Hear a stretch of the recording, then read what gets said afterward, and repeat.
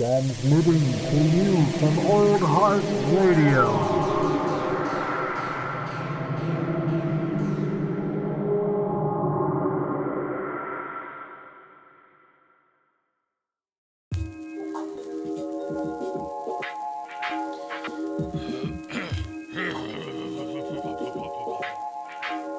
Every pickle's in a jar. Every jar's on the shelf. And every shelf is full.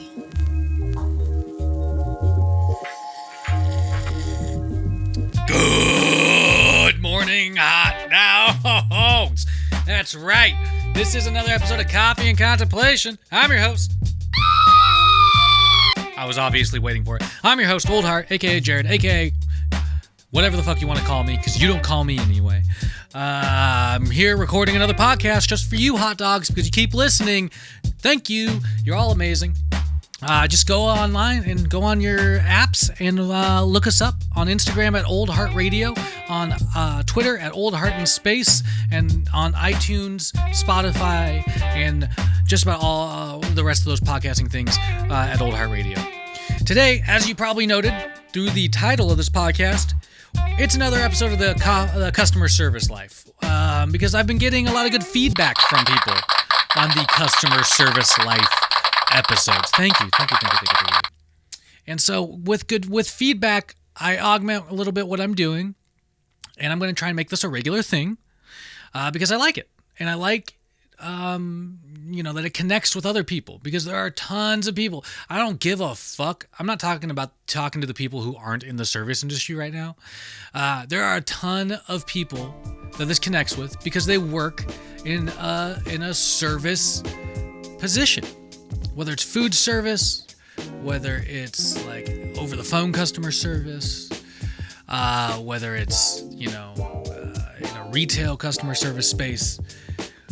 Customer service is a fucking weird beast, man. And if you've never worked a job where you have to be smiling at people in order to make money, then you don't understand this lifestyle. And it actually might be beneficial if you've never worked a customer service job. This is kind of the dual purpose of it. If you've never worked a customer service job, to listen to these maybe and get some insight in what people deal with. Because there's such fatigue and there's such a weight that comes with having to be happy all the time, or project happiness or excitement, because that's what people want. Nobody wants to walk into a fucking coffee shop or a restaurant or a clothing store and the first thing they see is just somebody slumped over, just like looking fucking defeated and like, hey, how's it going? What can I do for you?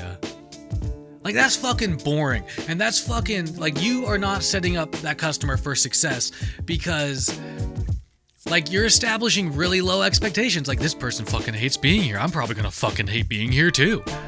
Like, and that's bullshit. Why? And the reason that's bullshit is because it directly affects your pocketbook. It affects how much money the company's taking in. It affects your fucking tips and shit, man.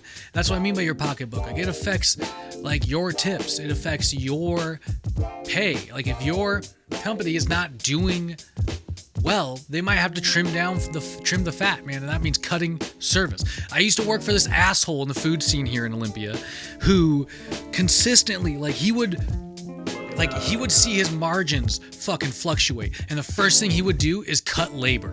The first thing he would do is cut off your second arm. So all it is left is the people that are luckily still getting paid, which is the fucked up thing about it. You're luckily still getting paid, but you're having to do double or triple or quadruple the fucking work because you're having to make up all the ground. And that is just that's just abuse in its own fucking way.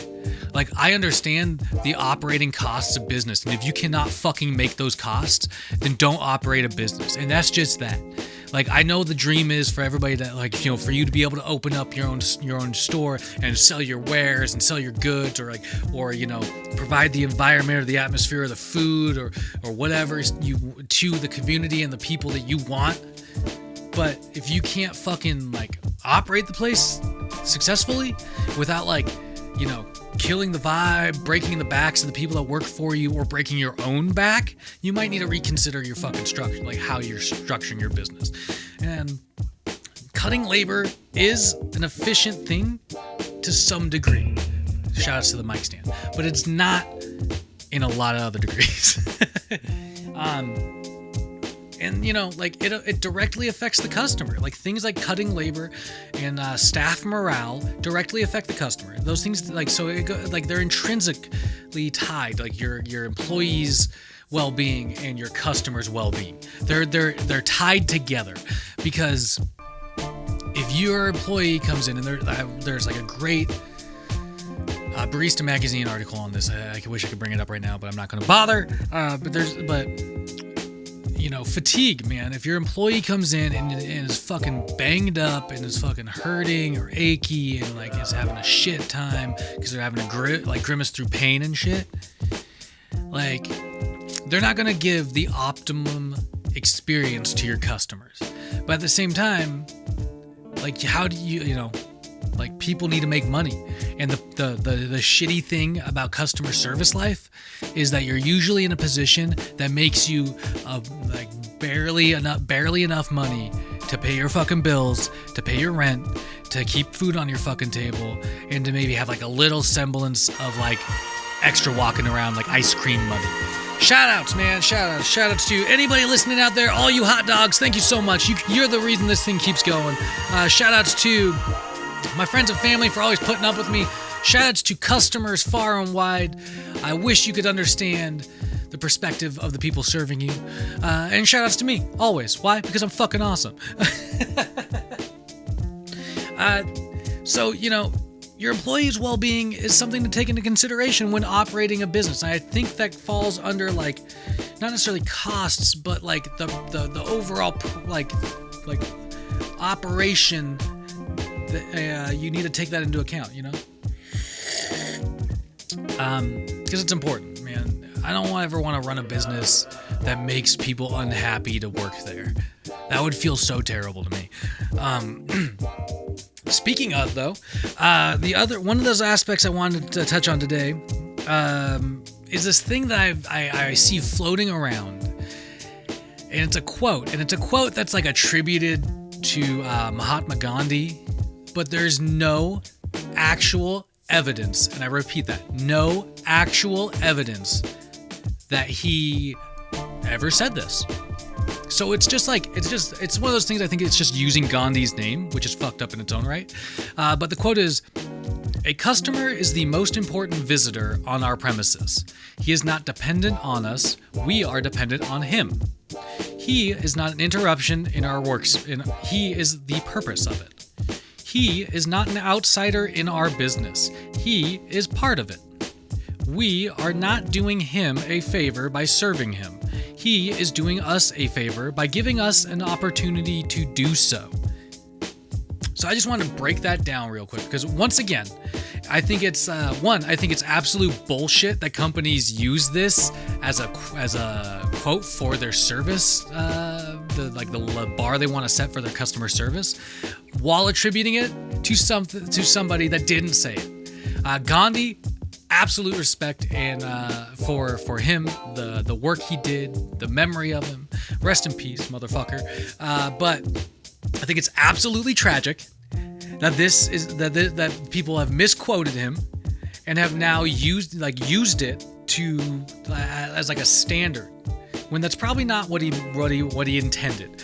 It's but I can't say. I don't know the cat. If I have a time machine, hot dogs, if you donate enough money and give me a time machine, I'll go back in time and ask him, okay? But until then, I think it's fucking bullshit. But I want to break this down real quick. So the customer is doing us a favor by giving us the opportunity to serve him. And I'm gonna take this back. The customer is doing us a favor by giving us the opportunity to serve them. All right. At least if we're gonna misquote somebody and use this as a guideline, let's at least make it gender neutral by now. Okay. They are not an interruption in our work. They are the purpose of it. All right. They are not dependent on us. Okay. Things like that. It's just fucking annoying, right? There's no reason to have such a bullshit little gendered fucking quote on how to serve people, when it's misquoted, it's not even a Gandhi quote. So you might as well just like brush it up and make it a little more 2020, I guess. But anyway, I feel like the overall theme of this quote is accurate. Like, I want customers to feel like they are welcomed. I want them to be walking to a warm environment. I want them to know that my attention is theirs. I'm here for them. I want them to feel like there is another active participant in their experience, and that is the person serving them, aka me. And I just want them to feel welcome, man. Like, there's so many, and this is a big thing in Olympia, Washington.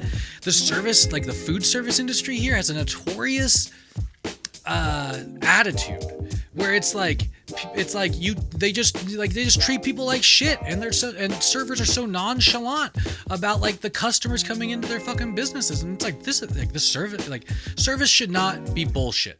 Okay, you should have people working on your staff that understand that these people that walk into their restaurant to spend money and to tip the employees and whatnot are there to be treated. They're not there to just be dumped on. They're not there to be ignored. They're there to be taken care of. Okay, bottom line.